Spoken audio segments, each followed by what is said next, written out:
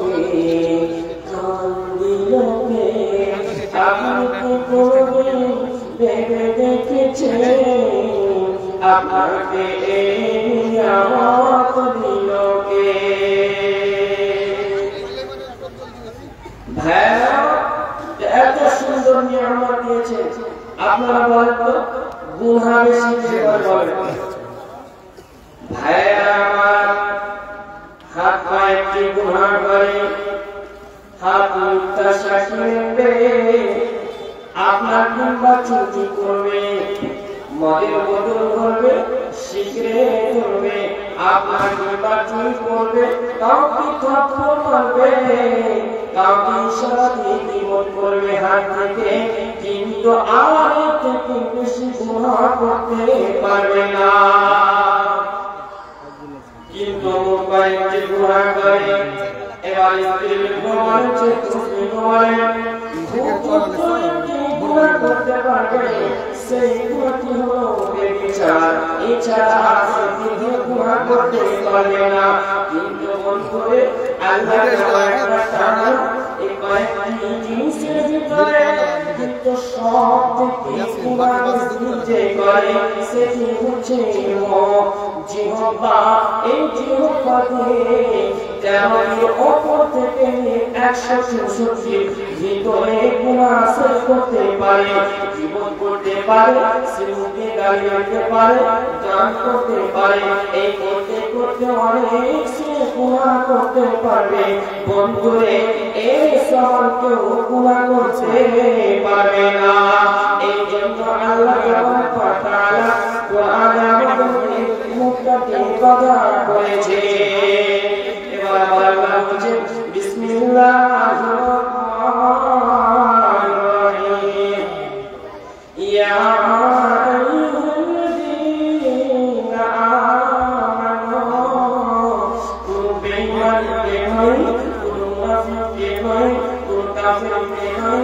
সূরা ইমরানকে বলছে হে মুসলমানরা, ইত্তাকুল্লাহ, তোমরা আল্লাহকে ভয় করো, ওয়া কুলু কওলান সাদীদা, এবং তোমরা নরম নরম সত্য কথা বলো, খবরদার মিথ্যা আশ্রয় দেবে না। কিন্তু এর আগে আপনাদের একটা বললাম, এত সুন্দর আমাদের প্রেমে আমাদের চিন্তা করে, যখন আপনার মুখে, যখন আপনার মন আল্লাহকে ভয় করে, যখন সেই সত্য কথা বলবে, তখন তার হাত পায়ের আমলগুলো সেই হবে। যখন মুখটা বন্ধ করবে, যখন সে সত্য কথা বলবে, তার মুখ সুন্দর কথা বলবে, তখন বলতে পারবে, তার হাত পায়ের আমলগুলো সুন্দর হবে। তার থেকে হাত পায়ে কাউকে চুরি করবে না, হাতে কাউকে মারবে না, হাতে কোনো বিপদ করবে না, মুখ দিয়ে যেমন সে বিপদ করবে না, এই করতে পারবে, সে করতে পারবে না। যখন আল্লাহর ভয়টা তুলে রাখবে, তার হাত পায়ের আমলগুলো সুন্দর হতে শুরু করবে। যখন সে হাত পায়ের আমল যখন সুন্দর হবে এবং সে নামাজ পড়বে এবং আল্লাহর কাছে হাত তুলে দোয়া করবে,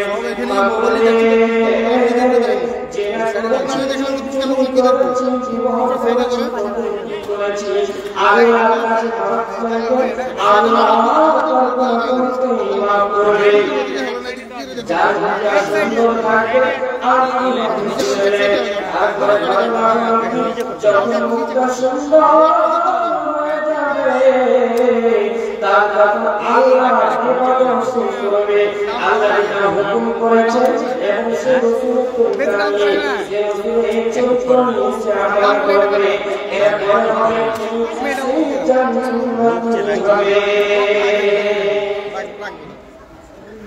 ভাইরা, যে দুনিয়াতে ভয় করে চলবে তার কয়টি জান্নাত আছে?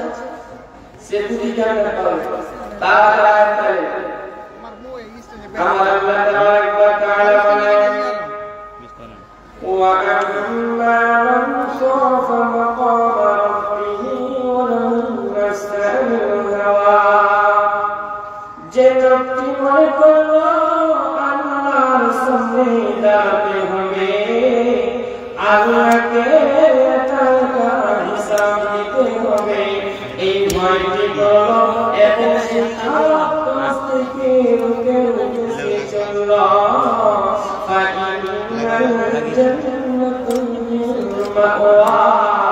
তার জন্য সে তার জান্নাতে পাবে কি একটু সে পাবে জান্নাতি হবে সে জান্নাতি হবে বন্ধুরে আমার যে দুনিয়াতে ভয় করে চলবে তার জন্য দুইটি জান্নাত রয়েছে আমার আল্লাহ কোরআন বলছে ওয়ালিমান খাফা মাকাম রাব্বিহি জান্নাতান এমন যে লোকটি মনে করলো আল্লাহর সামনে যেতে হবে আল্লাহকে হিসাব দিতে হবে এই ভয় করে যে দুনিয়া করবে তার জন্য রয়েছে দুটি জান্নাত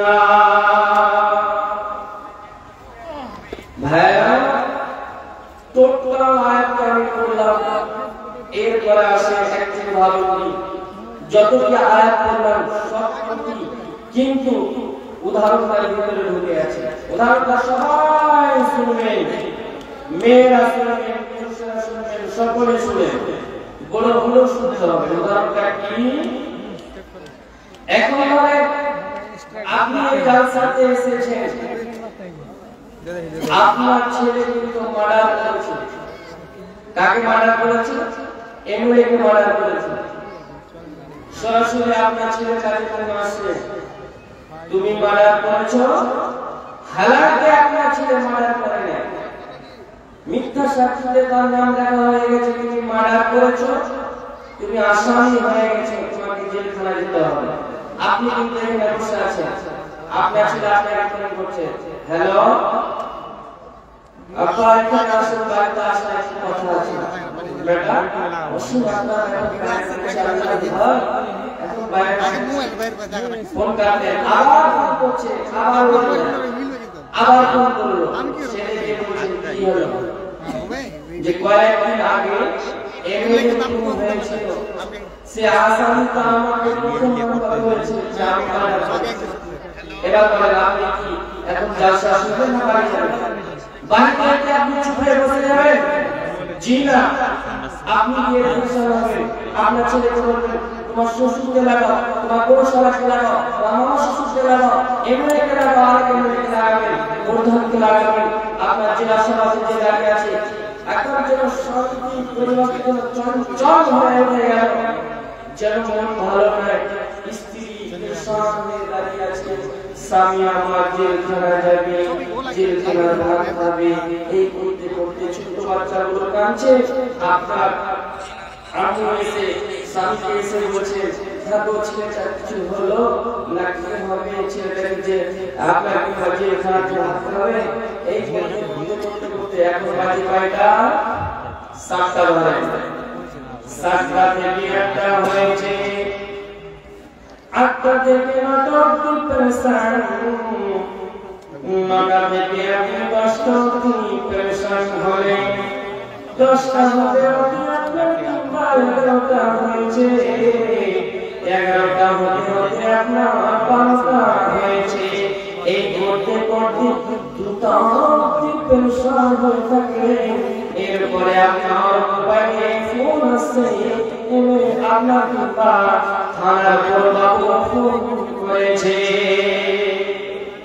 ফোন করে বলছে যে তোমার ছেলেটা মার্ডার করে না তার নাম কাটা গেছে এবার বলেন আপনার এখন জেগে থাকবেন রাত 2টার সময় না ঘুমিয়ে যাবেন অবশ্যই ঘুমিয়ে যাবেন যখন ঘুমিয়ে যাবেন ছেলেকে বলবেন যাকে যাকে তুমি ফোন করেছো ফোন করে দাও ঘুমিয়ে গেছে আপনি 2টা থেকে আপনার 3টা হয়েছে 3টা থেকে 4টা হয়েছে 4টার সময় মুয়াজ্জিন মসজিদ থেকে আসসালাতু খায়রুম মিনান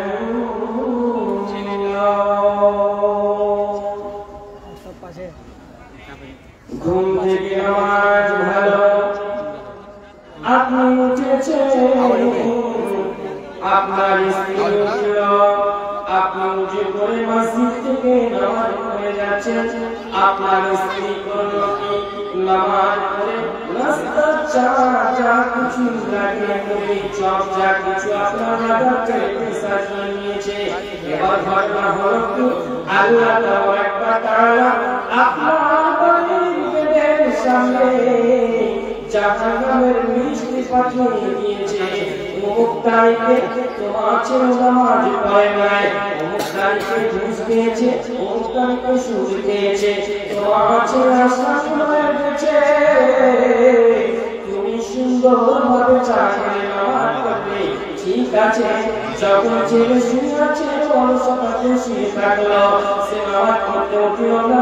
অমুক তারিখে অমুক দিয়েছে কঠিন কিয়ামতের মাঠে বন্ধুরে আপনার ছেলে জাহান্নামের ভিতরে ঢুকবে, ফেরেশতা কাঁদবে, এমন ভাবে কাঁদবে সেদিন আপনার ছেলেকে বাঁচাতে পারবেন না, সেদিন এবারে থাকবে না, সেদিন কিন্তু আপনার প্রধান থাকবে না, সেদিন কিন্তু জেলা শহর থাকবে না, থানা কিছু থাকবে না, বড় বাবু আপনাকে বাঁচাতে পারবে না, সেদিন কিন্তু আপনার ছেলেকে ফেরেশতারা জাহান্নামের ভিতরে টানবে, সেদিন আপনার ছেলেকে কেমন করে বাঁচাবে? উদাহরণটা বুঝতে পেরেছেন? হ্যাঁ বুঝতে পেরেছেন? মাশাআল্লাহ বুঝতে পেরেছেন। আমি আপনাদেরকে বোঝাতে চাইছি যে আপনারা আপনি নামাজ পড়লেন, আপনার স্ত্রী পড়ল কিন্তু আপনার ছেলেরা বেটা নামাজ পড়ল না, আপনার মেয়ে নামাজ পড়ল না। এই করতে করতে জাহান্নামের নদী চলে আসছে আপনার গেলে। কঠিন কিয়ামতের দিন আপনার মেয়েকে ছেড়ে যখন জাহান্নামের ভিতরে টানবে, সেদিন আপনার মেয়েকে কেমন করে বাঁচাবে, সেদিন আপনার ছেলেকে কেমন করে বাঁচাবে, সেদিন আপনার কোনকে কেমন করে বাঁচাবে? সেদিন দিলে থাকবে না, সেদিন তো আপনার বড় বাবু থাকবে না, সেদিন কেমন করে বাঁচাবে? হ্যাঁ, এই করতে করতে করতে আমাদের কাছ থেকে ভয়টা চলে গেছে। এখন আমরা জি আমাদের কাছ থেকে কবরের ভয়টা নেই। মানুষ আজকে বলল আপনার উন্নতা মারা গেল, এখন আবার দেখছি কবরের উপরে এখন হা হা করে হাসি হাসি হাসি কত দেখবেন আজকে আমাদের কাছ থেকে জাহান্নামের ভয় নেই, আপনার কিংবা কবরের ভয় নেই। আমাদের কাছ থেকে যেন ভয়টা চলে যাচ্ছে। মহিলাকে প্যান্ডেল করে দিলেন। হ্যাঁ, এখন আমাদেরকে খেয়াল করতে হবে, হালকা কবরের কথাটা ভুলে ঢুকতে হবে, বুঝতে পারবে। হযরত আবু যর রাদিয়াল্লাহু তাআলা আনহু তিনি এবং তিনার স্ত্রী বাড়িতে আছেন। আচ্ছা বলেন, নতুন স্ত্রী এবং নতুন জামাইকে হয়, সে বাড়িতে কেউ নেই, মা নেই, বোন নেই, তার বাড়িটা কেমন হবে? মনে হবে কি হবে না? তো সেই রকমই হযরত আবু যর রাদিয়াল্লাহু তাআলা আনহু তিনি এবং তিনার স্ত্রী বাড়িতে আছেন। কেমন ভাবে আছে? ভাইরাবার তিনি এবং তিনার স্ত্রী বাড়িতে আছে, আর বাড়িতে কেউ নাই। আমরা যেমন ভাত খাই, যেমন বাবুর মতো বসে থাকি এবং এক পাকে আপনি সামনে করে নেন, সেইভাবে তিনার স্ত্রী বসে আছে। হযরত আবু বকর রাদিয়াল্লাহু তাআলা আনহু তিনি জান্নাতকে বারিশ বানিয়েছে। কত ভালো কি এমন কোন অবস্থায় হযরত আবু বকর তিনার স্ত্রী মাথার উপর কিংবা জান্নাতকে বারিশ বানিয়েছে। এমন তো সবার স্ত্রী মাথা চুলগুলোকে বিউনি করছে নরম হাত দিয়ে। এমন তো সবার হযরত আবু বকরের চোখে যেন অঝোর নয়না পান করছে। এরপর ঘরে ঘরে কি হযরত আবু বকরের স্ত্রী চোখে পানি পড়তে শুরু করেছে। ঘরটা খেয়াল করে সকলে শুনে হযরত আবু বকর স্ত্রীকে বলছেন, দেখো স্বামী যদি কান্না করে তাহলে স্ত্রী থাকতে পারবে না, স্ত্রীও কান্না করবে, এবং স্ত্রী যদি কাঁদে তো কিন্তু স্বামীও থাকতে পারবে না। কিছু না কিছু বলবে, আপনি কেন কাঁদছেন? বলবে কি বলবে না? হ্যাঁ বলবে কি বলবে না? অবশ্যই বলবে। হ্যাঁ হযরত আবু যর রাদিয়াল্লাহু তাআলা তিনার স্ত্রীকে বলছে, বিবিরে তুমি কেন কাঁদছো? হযরত আবু যরের স্ত্রী বলছে, আপনি কেন কাঁদছেন? এই কথা কাটাকাটি বলা হইতে এরপর ঘটনা হলো কি, হযরত আবু যর বলছে, বিবিরে বেগম রে, যখন তোমার জানটাকে আমি বালিশ বানিয়েছিলাম, এমন কোন অবস্থায় তুমি যখন আমার চুলকে বিরোধী করছিলে, কে যেন পিছন থেকে বলছে, আবু যর রে, তোমার সুন্দর স্ত্রীকে পেয়ে, নরম জানটাকে পেয়ে, তোমার স্ত্রী নরম হাত দিয়ে বিরোধী করছে, এই মনোরম জনকে পেয়ে তুমি কেমন করে কবরকে ভুলে গেলে, কবরের আযাবটাকে ভুলে গেলে, কেমন করে কবরটাকে ভুলে তুমি মনোরঞ্জন করছো বলো? এই কবরে আবু যর রে, এই কবরে কিন্তু তোমার স্ত্রী যাবে না, এই কবরে তোমাকে একা একা যেতে হবে, একা একা অতিক্রম করতে হবে, তোমার স্ত্রী পাশে রাখবে না। যখন তোমাকে কবরে শোয়া হবে আবু যর, তখন তোমার স্ত্রী নরম জানটা কিন্তু বালিশে হবে না, তোমার স্ত্রী কিন্তু তোমাকে বিয়ে করবে না রে আবু যর, তুমি কেমন করে কবরটাকে ভুলে গেলে বলা?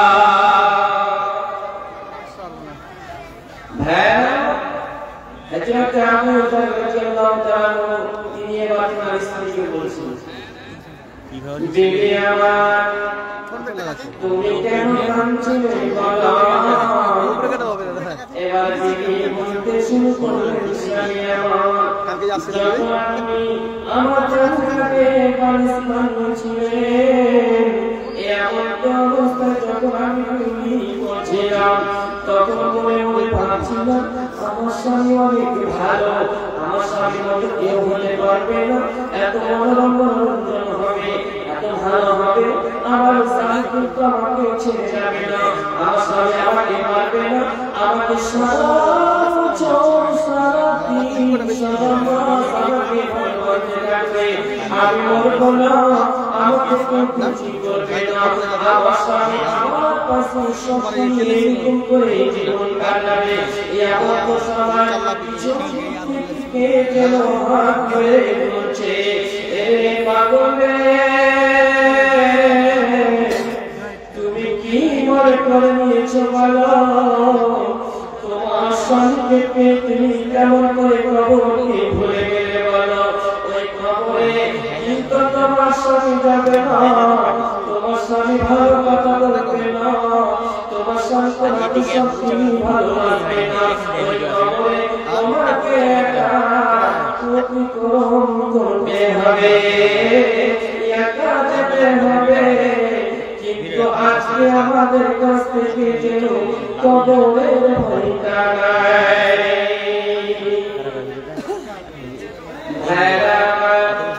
এই জন্য কবি বলছেন, চোখে দেখি কত দৃশ্য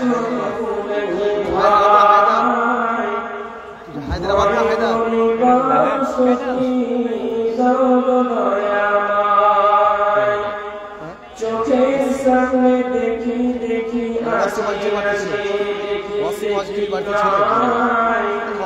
মিঠা পানি দিতে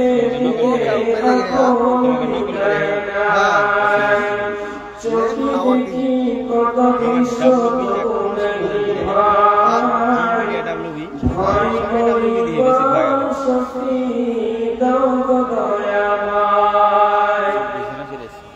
দেখি দেখি আছে আছে দেখি দেখি নাই, মিঠা পানি দিতে দিতে আপন বিদায় নাই, তবু নেই ভয়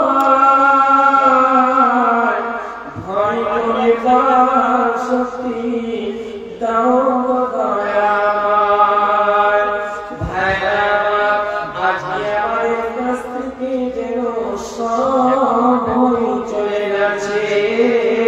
আজকে কেন আমার কবরকে ভুলে গেছি, কবরের জন্য আমাদের ভুলে গেছি, আজকে কেন আমি ফুলগুলো করতে পারছি না।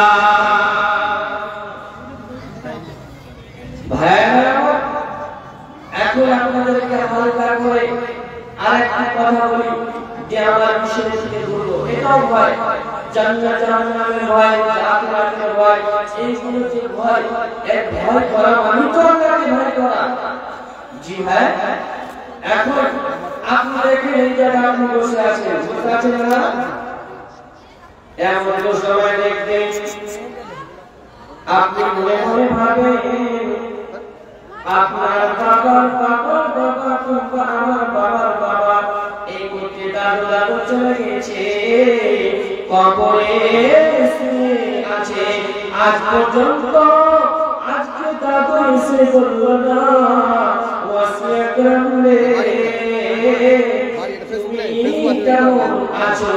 এই কবরটা এমন একটি জায়গা, এই ভয়ানক জায়গাটা এমন একটি জায়গা, এই কবরে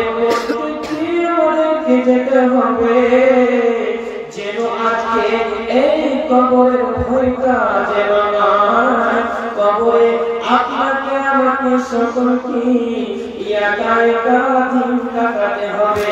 এই জায়গায় কবর এমন একটি জায়গা জানার দরজা নাই, এই জায়গাতে আপনাকে একা একা কাটাতে হবে। আজকে দেখবেন লাইট আছে, আজকে পাশে মানুষ আছে, আপনার সাথে কথা বলছে, এমন কবর জায়গা, ওই কবরে আপনাকে শুয়ে আসবে, আপনার বিবিও যাবে না, আপনার ভাই যাবে না, আপনার বোন যাবে না, ওই কবরে আপনাকে একাই থাকতে হবে। এই জন্য আমাদেরকে ভয় করে চলতে হবে। এই জন্য বলছিলাম আমাদেরকে খেয়াল করতে হবে কবর এমন একটি জায়গা, ওই জায়গায় আমাকে আপনাকে সকলকে যেতে হবে। তাহলে কবরে কাজ গিয়ে কবরস্থানে গিয়ে আমাদেরকে হাজার করে হাসানো দরকার নয়, এটাকে আমাদেরকে খেয়াল করতে হবে। ভাইরা, যেন আমাদের কাছ থেকে যেন ভয়টা চলে গেছে। এবার আপনার সামনে হাদিসটা বলি, যে হাদিসটা বলেছিলাম ফাত্তাকুদ দুনিয়া ওয়াত্তাকুন নিসা। হালকা করে শুনলেন, একটা আমাদের হয়ে গেল। ভাইরা, রহমতের মানুষেরা যেগুলো মুরব্বী মানুষ, যেগুলো বুড়া বলা হয় না, দাদু নানা, তিনারা বলতেন জীবাসী মাত্রা আমরা ভক্তি হয়ে যাবে, সব সমাজ আগে বসে আসতে কেউ আসলে একটা দেখতে পাচ্ছে না, ওই কবিরা বলো সবাই পোতা যখন যখন আমরা এসে বসবো একটা দেখতে পাচ্ছে না, সব জিলাপি পোতা পোতা দিয়ে ঘর কাটতে ইচ্ছা হয়ে যাবে। আসেন ভাই, জলদি করে আসেন, আপনাদের সামনে কিন্তু বক্তা চলে আসবে। আমি আগে 10 মিনিট আছি আপনাদের সামনে। তো হাদিসটা খেয়াল করেন, ফাত্তাকুদ দুনিয়া ওয়াত্তাকুন নিসা। যদি তোমরা দিলের ভিতরে ভয় রাখো তাহলে ফাত্তাকুদ দুনিয়া ওয়াত্তাকুন নিসা, তোমরা দুনিয়া থেকে বাঁচো এবং মহিলা থেকে বাঁচো। আগে মহিলাকে ধরে মহিলার বাইরে ধরে নেই, হালকা করে বলছি ভাই, মহিলা এমন একটি জিনিস, মেয়ে এমন একটি জিনিস, আপনার জিন্দগিটাকে বরবাদ করে দিতে পারবে। হাজি ভাই, আপনাদের একটা প্রশ্ন করছি, সারা পৃথিবীতে সবথেকে ধারালো জিনিস কি বলেন? বলতে পারবেন আপনারা সব থেকে ধারালো জিনিস কি? কেউ বলে চারটা পেরে, জি না, সব থেকে ধারালো জিনিস হলো মেয়েদের চোখের পানি। মেয়েদের চোখের পানি, মেয়েদের চোখের পানি এমন খতরনাক, আপনার সংসারকে কেড়ে ফেলবে, ভাই ভাই বিচ্ছেদ করে দিবে, মা বাপের কাছে বিচ্ছেদ করে ফেলবে। মহিলা এমন একটি জিনিস, একটা ছাড়া আর একটা কি কোনো মানুষ যদি সাকসেস হয়, কামিয়াব হয়ে যায়, মানে ডাক্তার, মাস্টার, সে অনেক বড় জজ হবে, সে বক্তা হবে, বড় আলেম হবে, যদি ওই মানুষটাকে বরবাদ করানো যায়, কিভাবে বরবাদ করতে পারবে বলেন তো? তার পিছনে একটা সুন্দরী মহিলাকে লাগিয়ে দেন, সে নাকাম হয়ে যাবে, সে সাকসেস হতে পারবে। এই জন্য বলছে মেয়ে এমন একটি জিনিস, মেয়ে এমন একটি জিনিস জিন্দেগিটাকে বরবাদ করে দিবে। ভাইরা আমার, এই জন্য বলছে মহিলা থেকে বাঁচো, ওয়াত্তাকুন নিসা ফাত্তাকুন দুনিয়া ওয়াত্তাকুন নিসা। এই জন্য বলে তোমরা মেয়ে থেকে বাঁচো। হালকা করে বলে বললাম, এবার দুনিয়াটা হালকা করে নিয়ে নি। যদি তোমাদের কাছে আল্লাহর ভয়টা থাকে, তাহলে তোমরা করবে কি? দুনিয়া থেকে বাঁচো। যদি দুনিয়ার পিছনে পড়ে যাও, আল্লাহ কোনো আমল করতে পারবেন না। আল্লাহ যেগুলো আদেশ করেছে, আল্লাহ যেগুলো নিষেধ করেছে, যেটা নিষেধ করেছে সেটা আদেশে পরিণত হবে, যেটা আদেশ করেছে সেটা নিষেধে পরিণত হবে, কিন্তু আপনি কোনটাতে সাকসেস হতে পারবেন না। এই জন্য বললেন তোমরা দুনিয়া থেকে বাঁচো।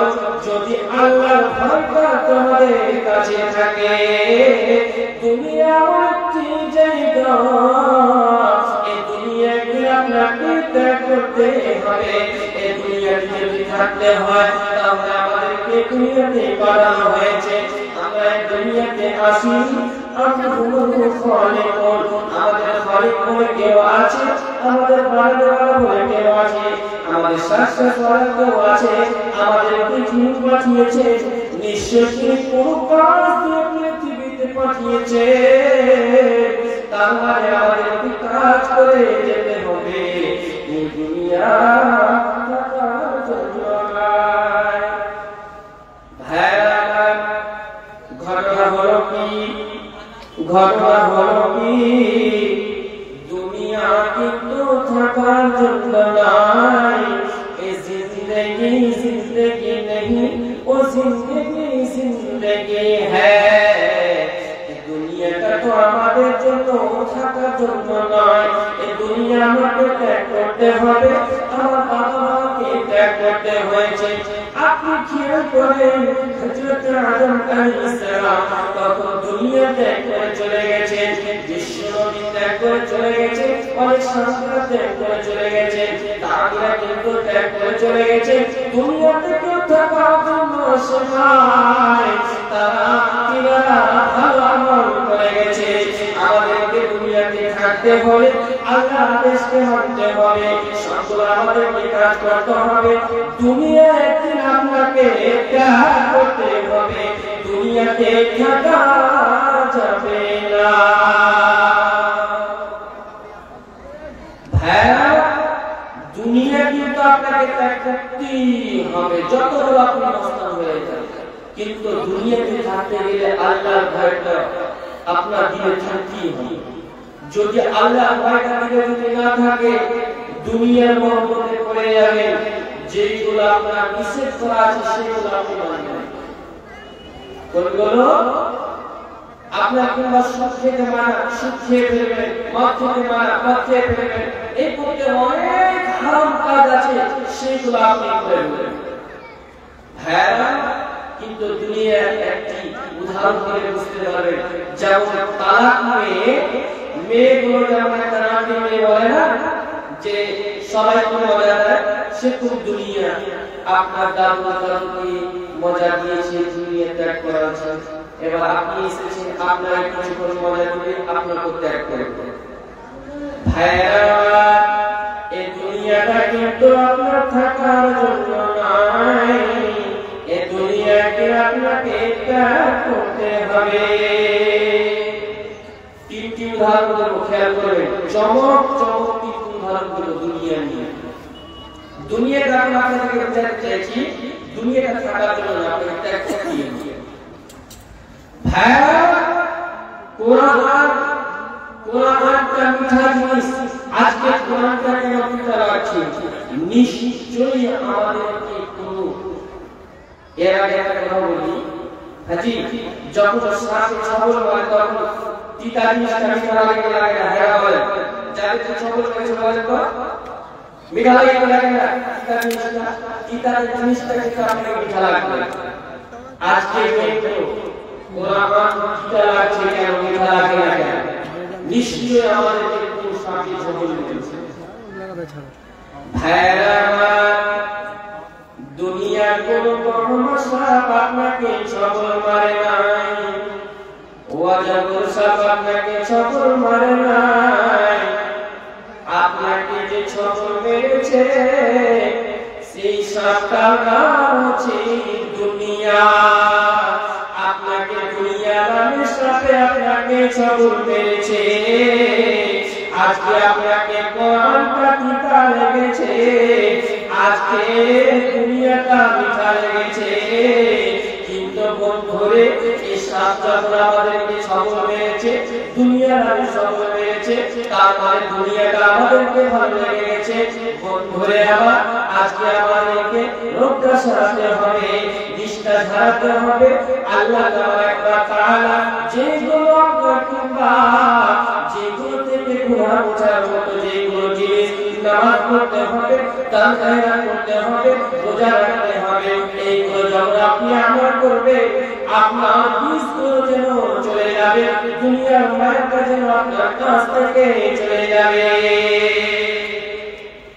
ভাইরা, দ্বিতীয় নম্বর উদাহরণ করেন, দুই বন্ধু আপনার তোমরা বিষটা দেখেছেন দাঁড়িয়ে আছে শীতের সময়, তো একজন বন্ধু কিন্তু অভাবী, তার কাছে টাকা নাই, পয়সা নাই, দাঁড়িয়ে আছে। আরে দুই বন্ধুদের কথা বলছে, আরে আমার তো টাকা নাই, ওদিকে একটা কিন্তু কাল কম্বল নাকি হিসা আছে, তো এটা আমি বলছি সবল করি না, তুই করবি না, ঠিক আছে। এবার একজন বলল কি হক করে সে চলে গেল, কিন্তু এটা কিন্তু কম্বল ছিল না, ওটা কি ছিল বলেন তো? ওটা ছিল বল মানুষ। এটা কিন্তু উর্দুতে হিন্দিতে কথাটা আছে, এ दोस्त कमर को छोड़ दे और डूब के मरोगे। যে পানিতে আছে উপরওয়ালা বলছে मैंने तो कमर छोड़ दिया लेकिन कमर मुझे छोड़ नहीं रहा है। কথাটা বুঝতে পারলেন? ভাইরা, যে ব্রিজের উপরে আছে সে বলছে বন্ধু কমরটা ছেড়ে চলে আয়। এবার কিন্তু যে পানিতে আছে সে বলছে বন্ধু রে আমি কম্বল ছেড়ে দিয়েছি, কিন্তু আজকে আমাকে কম্বল ছাড়ছে না। কিন্তু বন্ধু রে সেটা কিন্তু কম্বল ছিল না, সেটা ছিল একটি বনমানব। বন্ধু রে এখন আমরা দুনিয়ার নামে পানিতে ঝাঁপ দিয়ে পড়েছি, আজকে মাঠে আমাদেরকে হাত মারছে, ডাক মারছে আমাদের দিকে এসো, সমাজের দিকে এসো, কিন্তু আমরা দুনিয়ার পিছনে পড়ে গেছি। আজ সময় রাস্তা নামাজের সময় রাস্তা যেন আমাদেরকে আর যেন দেখে পাচ্ছে না। ভাইরা, আমার সময় কিন্তু শেষ হয়ে গেছে, কিন্তু সবের কাছে আর এক মিনিট চেয়ে নিচ্ছি, যেহেতু আমাদের মাদ্রাসা কথা হচ্ছে বিশেষের উদাহরণটা দিয়ে ভাই, তাহলে আমার একটা পুরোটা শেষ হয়ে যাবে। উদাহরণটা কি? এক বিঘা জমিতে ধান লাগাচ্ছে বলে ভঙ্গিগুলো দেখেছে, ভঙ্গিগুলো 5-6 বছরের বানাচ্ছে, গাছের বানাচ্ছে, আর ওই সমাজে পাখি দিয়ে শুধু ভঙ্গিগুলোকে খেয়েছে। উদাহরণ দিয়ে কি বুঝাতে চেয়েছি? জমিন বলতে পৃথিবী, ভঙ্গি বলতে মানুষ। ভঙ্গি 3 রকম চলতে পারে, ভঙ্গি হাঁটতে পারে, ভঙ্গি লাফাতে পারে, আপনার কিংবা ভঙ্গি উঠতে পারে। হ্যাঁ, মানুষ কিন্তু 3 রকম চলতে পারে, মানুষ হাঁটতে পারে, মানুষ ঘুরতে পারে, মোটরসাইকেলে চলতে পারে, মানুষ কিন্তু হেলিকপ্টারে উড়তে পারে। ভাইরা আমার, জমিন বলতে পৃথিবী, ভূমি বলতে মানুষ, পাখি বলতে আজরাইল। আপনি যেমন ভাবে চলেন, ফিরে উঠে বসেন, যেমন ভাবে জানাতে চলেন, যেমন জায়গায় থাকেন, যখন আজরাইল খুব করে ধরে নিবে, আপনাকে দুনিয়া বাঁচাবে। ভাইরা, তিনটি ভাব থেকে এটা বুঝতে চাইলাম, দুনিয়াতে যদি আপনি বাঁচতে চান তাহলে আল্লাহর নাম করতে হবে, আল্লাহর নাম সেটা করতে হবে। যেটা আপনার আল্লাহর ভয়টা আপনার কাছে যদি না থাকে তাহলে সেটা আমল করতে পারবেন না। এখন আমাদেরকে ঈমানকে ধরতে হবে এবং আমল করতে হবে। ভাইরা, শেষে বলতে চাইছি, সর্ব অবস্থায় যে জায়গা থাকে না কেন, ওয়াআফিকুম ফিল্লাহ, জায়গায় থাকে আল্লাহর ভয়টা ধরে রাখবেন, তাহলে গুনাহ হবে না। আমি অসম্মান আপনাদের ছাত্র, কিন্তু এত আমি ব্যাক করে আমি বললাম আপনারা শুনলেন। বুড়াগুলো কি করছে? হাজি, বুড়াগুলো কি করছে বলেন? ভাই আপনারা জলদি করে আসেন। আয় রে আয়, জলদি করে আয়, সবাই মিলে খোদার কাছে হাত তুলে ক্ষমা চায়। আয় রে আয়, মুসলিম জাতি জলদি করে আয়, সবাই মিলে খোদার কাছে হাত তুলে ক্ষমা চায়। ভাইরা, জলদি আসেন, আপনাদের সামনে এখন বক্তা উঠে আসবে। আসসালামু আলাইকুম ওয়া রাহমাতুল্লাহ।